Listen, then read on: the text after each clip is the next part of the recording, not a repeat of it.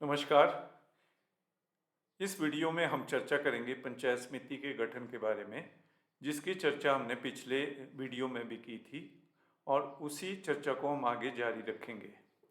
तो जैसा कि मैंने पिछले उसमें भी बताया था कि पंचायत समिति के गठन में किन किन कौन कौन सदस्य होते हैं, तो उसमें आखिर में जो होते हैं ग्राम पंचायत के प्रधान और पंचायत समिति के अन्य सदस्यों को, चाहे वे पंचायत समिति के प्रादेशिक क्षेत्रीय निर्वाचन क्षेत्रों से सीधे निर्वाचन द्वारा चुने गए हो या नहीं, पंचायत समिति की बैठकों में मत देने का अधिकार होगा, सिवाय अध्यक्ष या उपाध्यक्ष के निर्वाचन और हटाए जाने के, जिसमें केवल निर्वाचित सदस्यों को ही मत देने का अधिकार होगा।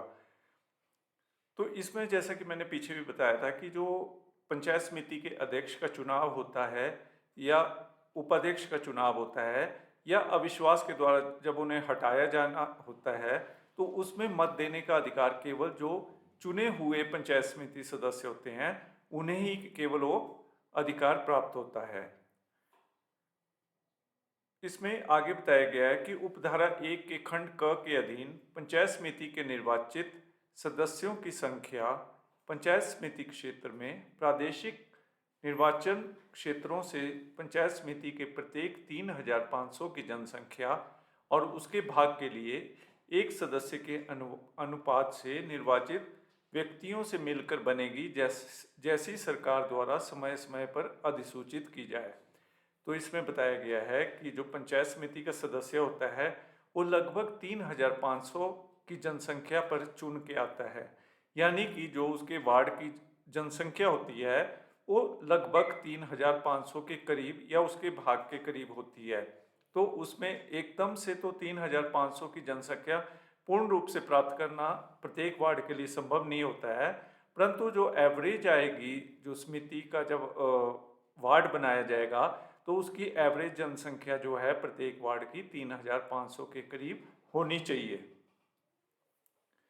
परंतु पंचायत समिति के 52,500 से अनधिक जनसंख्या वाले क्षेत्र में कम से कम 15 निर्वाचित सदस्य होंगे।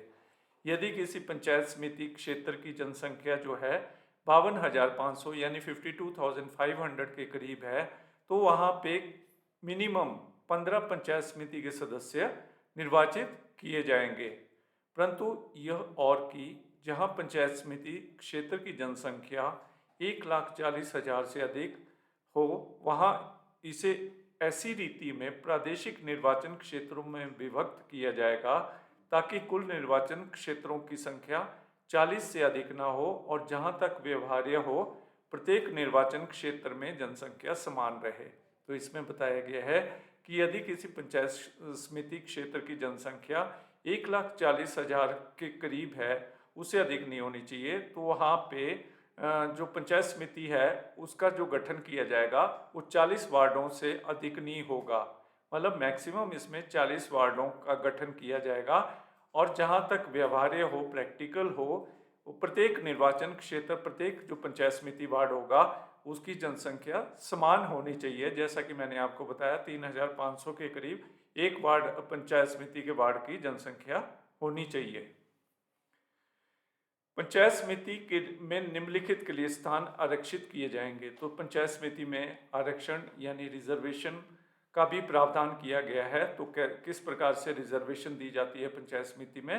पहला है अनुसूचित जाति, दूसरा है अनुसूचित जनजाति। और इस प्रकार आरक्षित स्थानों की संख्या का उस पंचायत समिति में सीधे निर्वाचन द्वारा भरे जाने वाले कुल स्थानों की संख्या के अनुपात यथाशक्य निकटतम वही होगा जो उस पंचायत समिति क्षेत्र में अनुसूचित जाति की जनसंख्या का या उस पंचायत समिति क्षेत्र में अनुसूचित जनजाति की जनसंख्या का उस क्षेत्र की कुल जनसंख्या से है। और ऐसे स्थानों का पंचायत समिति के विभिन्न निर्वाचन क्षेत्रों में आवंटन चक्रानुक्रम में ऐसी रीति में किया जाएगा जैसी विहित की जाए। तो इसमें बताया गया है कि जो आरक्षण दिया जाएगा वो अनुसूचित जाति और अनुसूचित जनजाति के लिए आरक्षण का प्रावधान है। तो उनके लिए कितना आरक्षण दिया जाएगा?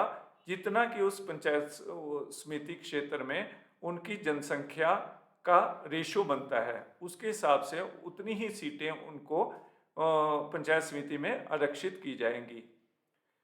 5. उपधारा 4 के अधीन आरक्षित स्थानों की कुल संख्या की आदि अनुसूचित जाति और अनुसूचित जनजाति से संबंधित महिलाओं के लिए आरक्षित की जाएगी। मान लो किसी पंचायत समिति क्षेत्र में 40 वार्ड हैं, तो उसमें से यदि 10 वार्ड अनुसूचित जाति के लिए आरक्षित कर दिए गए हैं, तो उसमें से आधे जो वार्ड होंगे अनुसूचित जाति के लिए जो आरक्षित वार्ड होंगे, उसके आधे जो वार्ड होंगे वो अनुसूचित जाति की महिलाओं के लिए आरक्षित किए जाएंगे।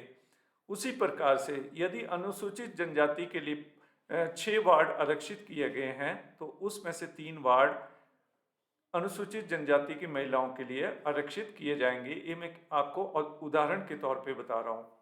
फिर 5 का क्या बताता है, प्रत्येक पंचायत समिति में सीधे निर्वाचन द्वारा भरे जाने वाले स्थानों की कुल संख्या की आदि जिसके अंतर्गत अनुसूचित जाति और अनुसूचित जनजाति से संबंधित महिलाओं के लिए आरक्षित सीटों की संख्या है, महिलाओं के लिए आरक्षित की जाएंगी।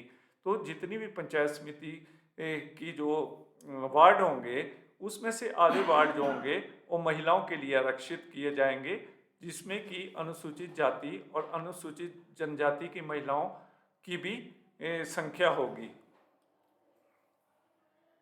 राज्य सरकार साधारण या विशेष आदेश द्वारा पंचायत समिति में पिछड़े वर्ग से संबंधित व्यक्तियों के लिए स्थानों की इतनी संख्या आरक्षित कर सकेगी जिसका पंचायत समिति में सीधे निर्वाचन द्वारा भरे जाने वाले कुल स्थानों की संख्या से अनुपात उस पंचायत समिति में पिछड़ा वर्ग से संबंधित व्यक्तियों की जनसंख्या के उस क्षेत्र की कुल जनसंख्या के अनुपात से अधिक ना हो, और इस उपधारा के अधीन आरक्षित कुल स्थानों के आधे स्थान पिछड़े वर्ग से संबंधित महिलाओं के लिए भी आरक्षित कर सकेगी।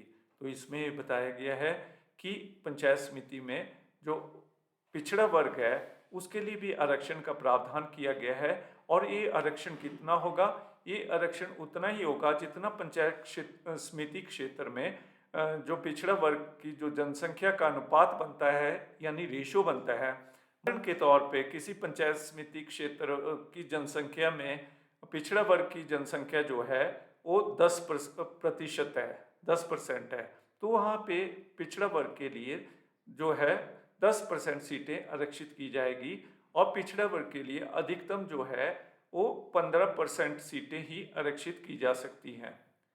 आगे हम देखते हैं उपधारा 4, 5, 5 क और उपधारा 6 के अधीन आरक्षित स्थानों का पंचायत समिति के क्षेत्र के भी भिन्न भिन्न निर्वाचन क्षेत्रों में आवंटन चक्रानुक्रम में ऐसी रीति में किया जाएगा जो विहित की जाए। तो ये जो आरक्षण होता है ये चक्रानुक्रम यानी रोटेशन में किया जाता है। मान लो जो पहली जो आरक्षण है वो एससी के लिए दिया जाएगा, फिर एसटी के लिए, फिर महिलाओं के लिए। तो इस प्रकार से जो सीटें अब रिजर्व हैं वो अगली बार को उनको रोटेशन में उन्हें चेंज कर दिया जाएगा, यानी उन्हें बदल दिया जाएगा। जो आरक्षण है केवल जिन सीटों पे अब आरक्षण दिया गया है उन्हीं सीटों पे दोबारा आरक्षण नहीं दिया जाएगा, यानी उन्हें चक्रानुक्रम रोटेशन के द्वारा उन्हें बदला जाएगा। इसमें हम नियम 96 के तहत अधिनियम की धारा 78(1) घ के व धारा 80 की उपधारा 1 के परंतु के प्रयोजनों के लिए विहित प्राधिकारी संबंधित क्षेत्र के उपमंडल अधिकारी सिविल अधिनियम की धारा 78(1) घ प्रयोजन हेतु विहित प्राधिकारी होंगे। यानी कि जो प्रधानों को प्रत्येक वर्ष के लिए मनोनीत किया जाता है पंचायत समिति सदस्य के रूप में, उसके लिए जो ऑथराइज्ड ऑफिसर होगा वो एसटीओ सिविल होगा। तो आज के वीडियो में इतना ही, शेष हम अगले वीडियो में चर्चा करेंगे। धन्यवाद।